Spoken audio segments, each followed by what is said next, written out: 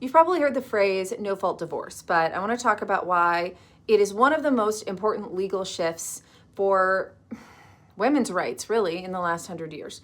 So it means that you don't have to prove your partner cheated or abused you to end your marriage. You can simply say, this isn't working, and that is enough. Which is normal these days, but for most of history, people, especially women, had to stay in toxic, cruel, or miserable marriages unless they could gather legal evidence, irrefutable proof of fault.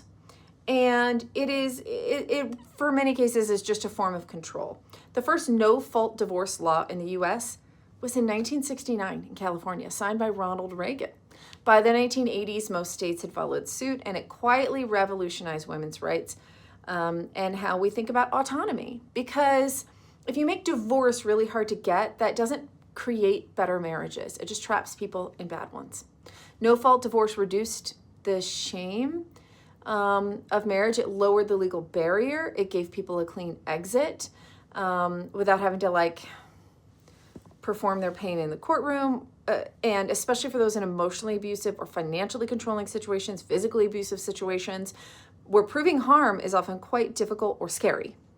It also shifted how courts viewed custody, because before no-fault divorce, the parent who could prove they were wronged might win custody for being the innocent one.